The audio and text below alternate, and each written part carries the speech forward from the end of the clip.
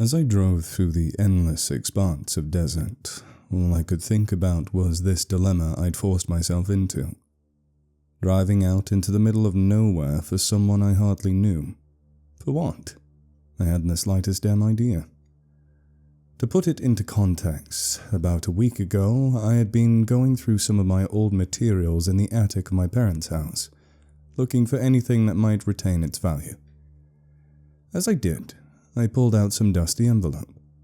It was apparently addressed to me. When I got the chance, I opened and skimmed it.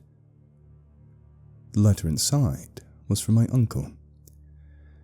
I never really knew the man all that well, only having met him once or twice when I was a kid. What I gathered, though, was that he was odd. He wasn't a kook, but he was bizarrely quiet in the select times I had met him. The only thing I do recall about his personal background was that he was a scientist, though I never did find out what kind. The letter he had sent only perplexed me more. Henry, if you have received this letter, I have long gone off the grid by now. I'm sure you are wondering by now why I am writing to you.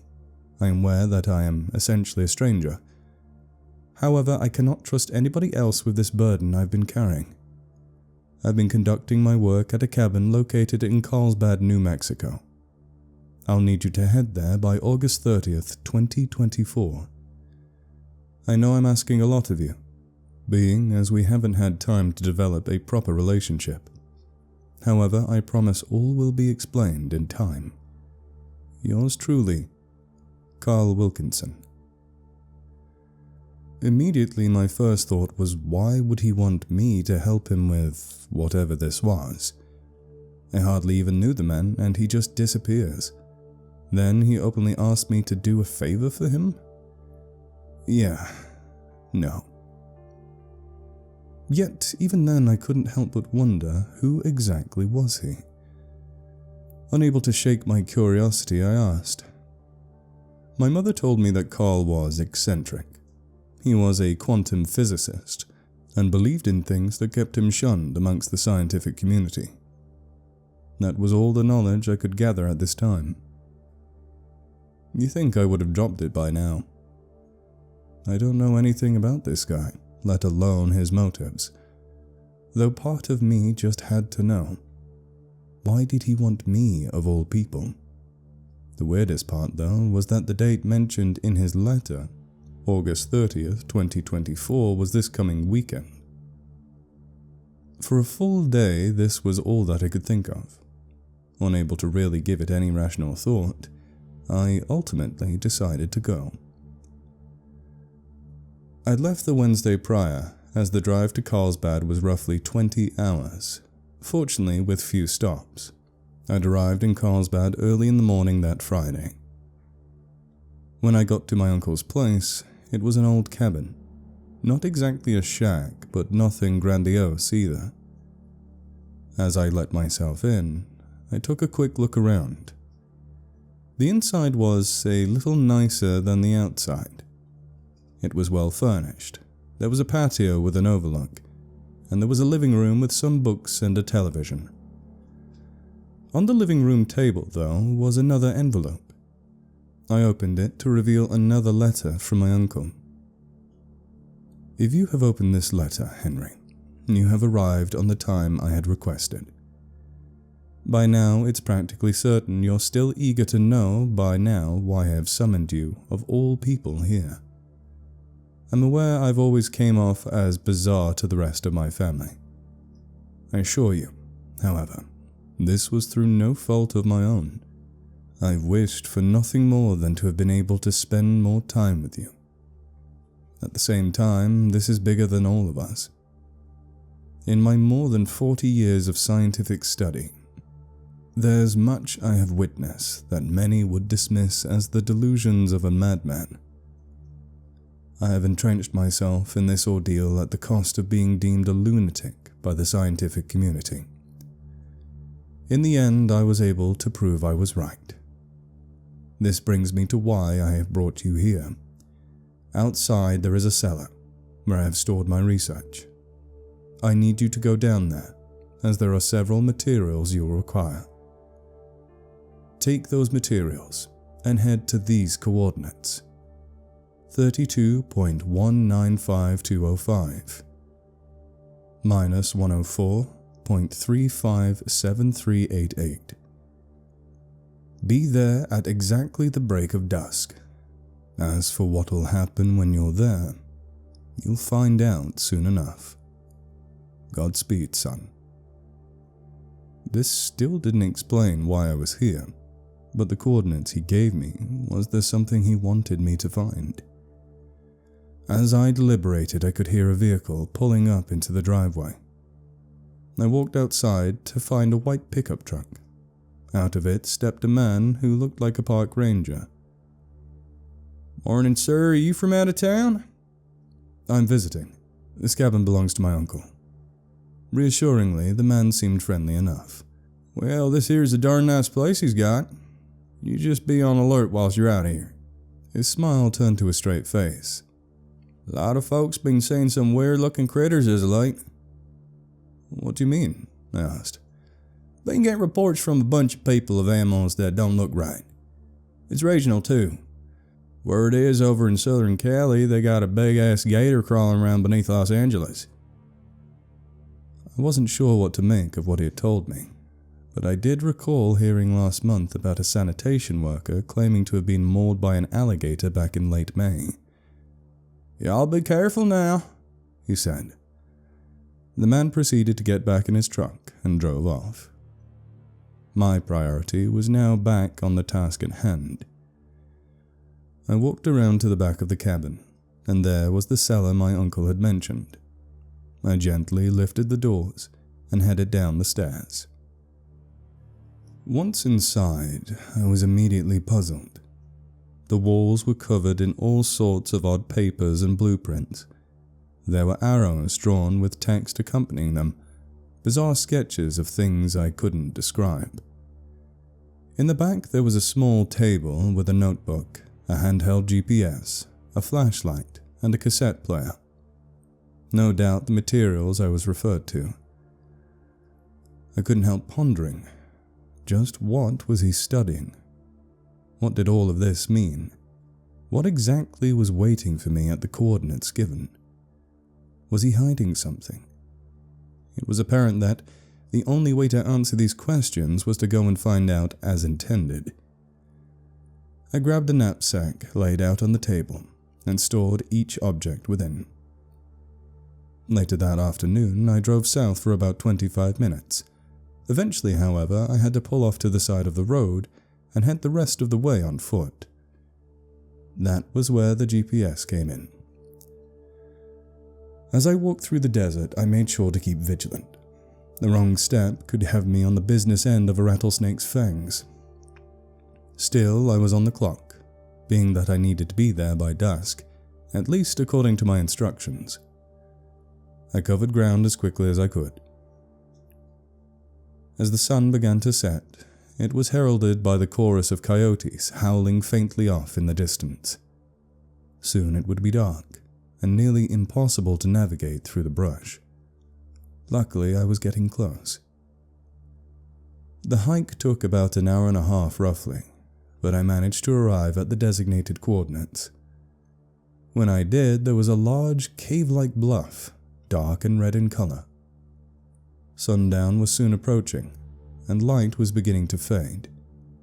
Yet I still had no idea what my uncle brought me out here for. Nonetheless, I sat down atop the rock, waiting for the sun to set. At one point, my attention turned to the bluff. I noticed something odd engraved onto the wall. I walked over to get a closer look and recognized them as petroglyphs, a type of rock art found throughout the Southwest, carved there by people hundreds if not thousands of years ago. The art consisted of several people holding what looked like bows and arrows. At the center, however, I couldn't exactly describe what it was. It almost looked like a giraffe, but more slender, and its head almost looked bird-like. Some mythological creature, perhaps. Soon enough, the red sun disappearing behind the mountains announced the arrival of dusk. Despite everything, however, I still hadn't a damn clue why I was there. Why the hell did my uncle want me to walk out to a rock in the middle of the desert? There had to be a reason. Then I figured that perhaps the answer was in the notebook. I sat down and pulled it out. The first page was titled Recordings, which obviously referred to the cassette. Below was a series of oddly drawn symbols, each numbered. The first one was some sort of spiral. Eager to know more, I pulled out the cassette player and pressed play. My name is Dr. Carl Wilkinson. I've spent several decades studying the concept of quantum reality, vigorously working to prove the existence of holes in space-time. In theory, every quantum event creates an entirely new universe, leading to a branching tree of separate realities. In said realities, every possible outcome of every event happens somewhere, as opposed to a singular changing universe. I had believed, however, that there was more to it. What if there was a way to access these alternate worlds? Unfortunately, I was for many years unable to receive funding, as the mainstream scientific community didn't take my work seriously. I was a laughingstock. But that was soon to change. During my field research, I had discovered an incredible phenomenon, one I had first come across through historical first-hand accounts from across the globe. The first site I traveled to was here in New Mexico in 1984, where I struck gold. I paused the recording. Something didn't feel right. Several minutes ago, I was accompanied by the sound of the wind, of insects, and the occasional coyote. But now it was dead quiet. Like nothing at all. Like an explosion, it appeared with a bright flash, the surprise of which thrusted me onto the ground. I looked at this thing for a solid minute without saying a word, just staring at it in disbelief. The best way I could describe it was a bright white spiral. The sound it emanated was electric, but almost like a wind chime. It just floated there. Immediately, I unpaused the cassette player. I discovered a gateway to another reality, one that tunneled through the fabric of space-time. I was right all along. I wanted nothing more than to stick it to those who deemed me a lunatic. I spent months out in the desert, in secret, studying these holes in space-time. But then it stopped. After months, the portals simply ceased to appear. Throughout the time I'd studied them, they would vanish and reappear on a weekly basis, but now they were gone for good this time. All my work, my research, now seemed for naught. I wasn't about to give up, though. I spent the next 2 decades researching these anomalies, calculating their trajectories, reviewing local accounts, all in order to predict when they would reappear. Finally, this year, 2004, they've reappeared. It would seem these interdimensional passages appear every 20 or so years in the same spots, for a total of about 7 months. Whatever I do next, I'll have to act fast. There I was, standing before what was apparently a portal to a parallel reality. Not even seeming to care about the fact these recordings were 20 years old.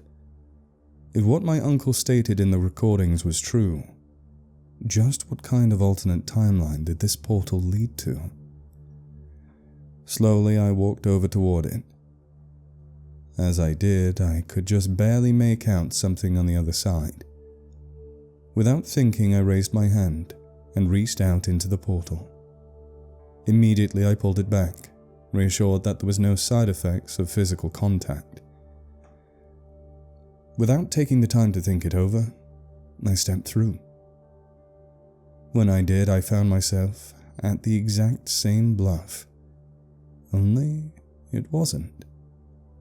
It was covered in grass that covered the whole top portion of the rock formation. In fact, the whole landscape was different instead of desert.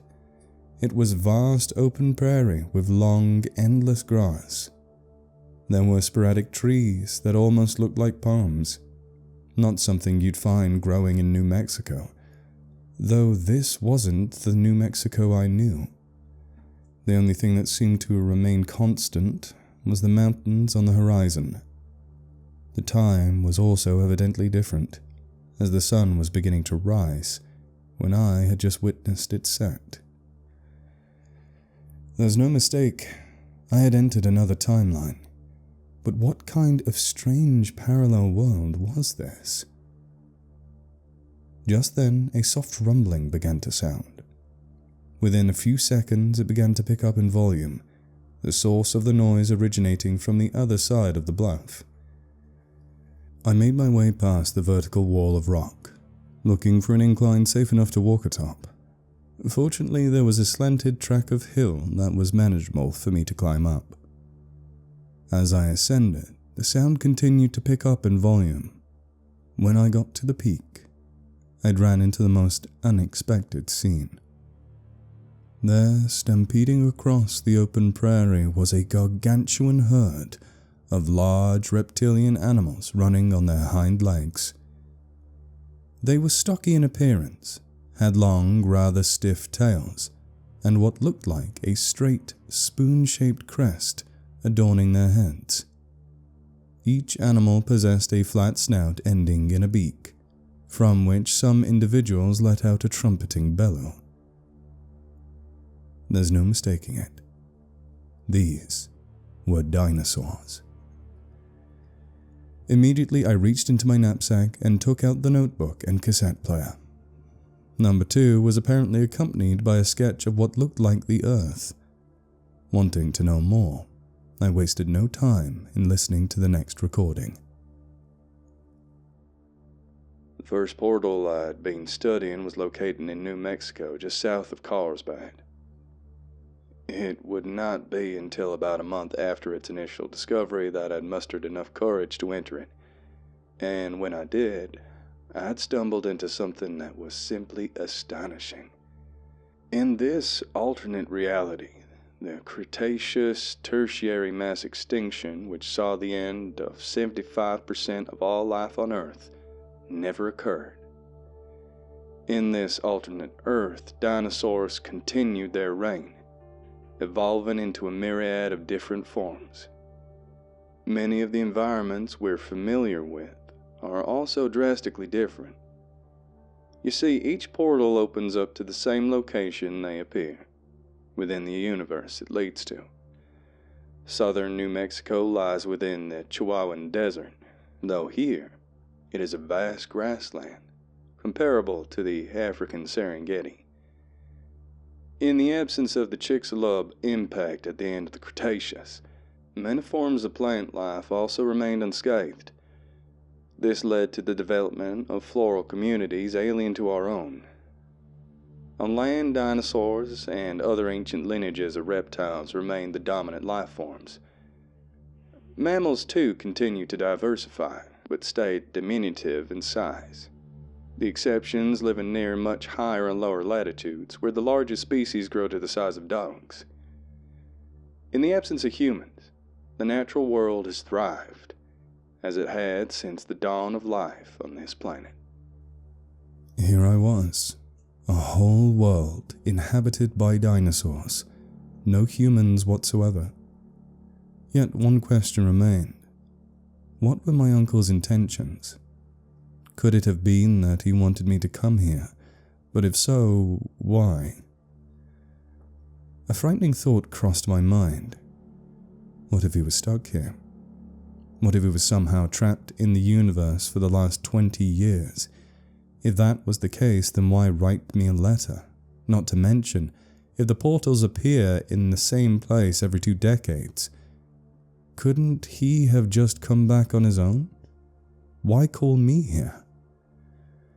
I figured in order to answer these questions, I had to go out and look for him. Just how I was supposed to do that, I wasn't exactly sure. For all I knew, he could be on the other side of the globe. If he wanted me to find him, though, he couldn't have travelled very far. So it was reasonable to assume he had settled somewhere regionally. That narrowed things down, but I still hadn't a clue regarding his location. My first thought was that if my uncle had settled here, he would need a place that would best shield him from potential hazards. For a moment I scanned the horizons, looking for anything that would fit such a criteria. Then, at the foot of the mountains, I picked up on what was unmistakably a patch of forest. This was likely my best option, as the cover provided would be ideal. One problem remained though. After a while, the portals close. While my uncle's recording did mention the portals appearing and vanishing sporadically, it was impossible to predict when. Fortunately though, I didn't need to worry about being trapped here for 20 years, as the portals would be active for another 4 months. The worst case scenario would be that I'd have to wait a week, if I didn't make it back on time, that is. Soon I began my descent down the bluff, carefully hiking down the steep hillside. It took me roughly about an hour to get to the valley floor, and it was quite reassuring to be walking on flat ground again. The grass was about knee-high, but thankfully not difficult to pass through. Eventually I came across a stream, where I quickly proceeded to cup my hands and drink. I must have drank several gallons worth, clearly being somewhat dehydrated. Not having a canteen on me made the situation all the more complicated. After my drink, I settled down to the side. This seemed like an ideal place to stop for a bit. As I sat there, I looked over the horizon towards the forest. I couldn't help but wonder, could my uncle actually be there? Sooner or later, I was bound to find out. Suddenly, my body began to vibrate. The best way I can describe it was a rhythmic wave of reverberating. I continued, but was then followed by a resounding bellow, almost like the song of a whale, only on land. I looked off in the direction of the noise to find its source, and there, striding off in the distance, were several mammoth creatures. A group of massive, building-sized dinosaurs with elongated necks were headed in my direction. From where I was, they were at least half a mile away, but even at the distance they looked truly monumental in size. In total there were 8. Most of them were dark grey in colour, but the largest one was a darker shade of blue with a red throat. As they meandered, the latter individual's throat expanded into an oval shape, letting out another haunting yet bizarrely soothing call, the vibrations of which I could feel shaking me up. Come to think of it, the notebook had several symbols resembling dinosaurs. I pulled it out of my knapsack, and next to number 6 was a sketch that resembled the creatures I saw. I pulled out the player and skipped ahead to the 6th recording. Seismotitan Colossus, the plains earthshaker, is the largest living land animal of this alternate world, weighing in at a staggering 80 tons. They're part of the sauropod family, specifically descended from the titanosaurs of the late Cretaceous period. Herds typically consist of 6 to as much as 15 individuals, yet only one is typically a bull or male controlling a herd of cows, females. Bulls are brighter in color than cows and possess an expandable throat sac very similar to an anole lizard. Its purpose is communication, signaling to other individuals, be it mates or rival bulls. These herbivorous behemoths are typically placid unless provoked, but during the breeding season bulls become highly aggressive, with dominant individuals fighting off rival bulls to defend their territory and access to mates.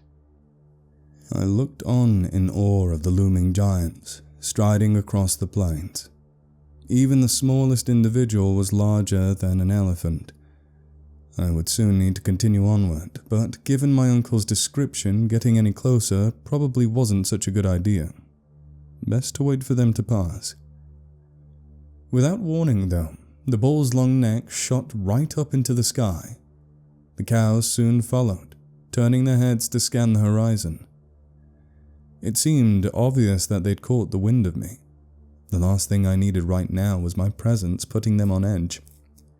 However, their attention was directed behind them. Something was wrong.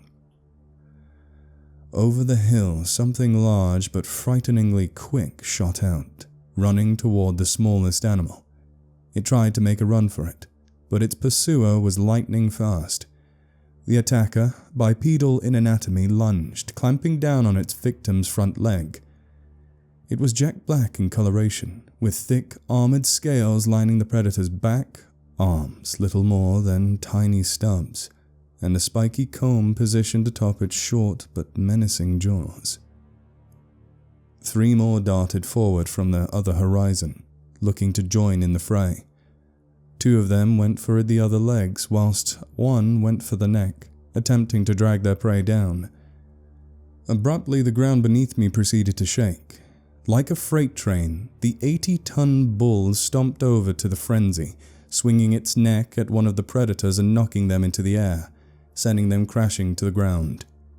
It kicked another one with its front leg, while warding off the other 2. Soon the rest rushed over to join in. I could feel the vibrations from their footsteps as they did, and proceeded to form a defensive circle to protect their injured kin. The marauding predators were persistent though. They got right back up and began to circle the titans, searching for any openings to exploit, only to be met with angry bellowing and swinging necks. It looked like the 2 sides were at a stalemate, but there was one more player coming to join the game. Rising out from over the hill came the largest one yet. It was nearly 3 times larger than the others, stockier and more grey in colour. The menacing beast marched over to the fray, its attention turned to the bull. Opening its nightmarishly large jaws, it let out a fear-inducing roar. In response, the circle tightened their defense around their incapacitated comrade. The 2 front lines sized each other up, predators and prey, jaws snapping, necks swinging, each side determined to come out on top. It continued on for a good 30 minutes, as neither party would accept defeat. The carnivores repeatedly circled, looking for a chance to strike. As I watched, I took out the notebook again, and next to number 5 was a sketch that corresponded. I once more grabbed the cassette player and skipped back to the 5th recording. The Nativinator umbrensis, the death drake. It is amongst one of the largest predators on land at this time. They are descended from the abelisaurids of the Cretaceous, a group of large theropods that dominated the food chain of ancient South America. In this alternate timeline, however, abelisaurids migrated north, inhabiting what in our world is the American Southwest. Males can reach lengths of up to nearly 30 feet in length and can run up to 25 miles per hour. Females are larger and more dangerous, sporting a lighter coloration. Their social structure is most comparable to spotted hyenas, with a dominant female or matriarch controlling a group of males. When hunting, the males will run down and weaken their target, in which afterwards the female will appear and deliver a crushing blow to a larger, more dangerous prey. The fight continued on. The Earthshaker's defense was seemingly impregnable, but the Death Drakes wouldn't throw in the towel, continuing to test the herd for weaknesses. It wasn't long before the alpha, the female drake, was beginning to lose patience, on several instances charging the herd in hopes of intimidation, but to no avail. Then at one point she stopped, her head lifted to sniff the air for a moment, and turned to face my direction. I remember that stare. I felt it. The alpha barked at the others, rallying them. In a matter of seconds, 5 monstrous carnivores were all approaching me. My heart began racing. How did they just now pick up on my presence? Then I realized I could feel a breeze pushing up against me from behind. I was upwind of them. They were getting closer with each second, and I was easy pickings. I needed some way to throw them off my trail. With quick thinking, I dropped down the edge of the bank that overlooked the stream, covering myself in pluff mud to mask my scent. I swiftly hunkered down, slowing down my breathing. Before I knew it, a massive shadow hovered over the edge, casted from a set of deadly jaws. I could hear her deep, slow breathing. My chest felt like it was about to explode. As I lay there, I hoped, no, I prayed she wouldn't notice me. The alpha then let out another low growl and left, the males following. Without haste, I let out a sigh of relief. That was way too close. As I got back to my feet, I surveyed my surroundings, making sure the death drakes were truly gone. Thankfully, there was no sign of them. The Earthshakers continued their journey across the valley, the injured one limping from its wounds. It was time for me to move on as well. I secured my belongings and resumed on my path towards the forest. I hiked vigorously through the grass, traveling upstream. I made sure not to stop for anything else, given time was of the essence, and I certainly didn't want to be trapped here for a week. The rest of the way there was, honestly, not so bad.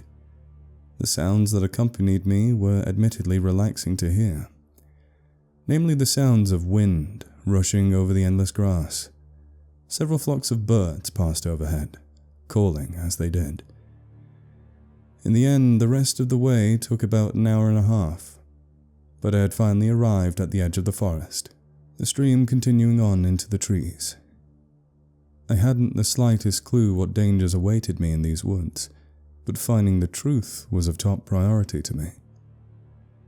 I headed in, determined to find what I was looking for, braving this unfamiliar wilderness.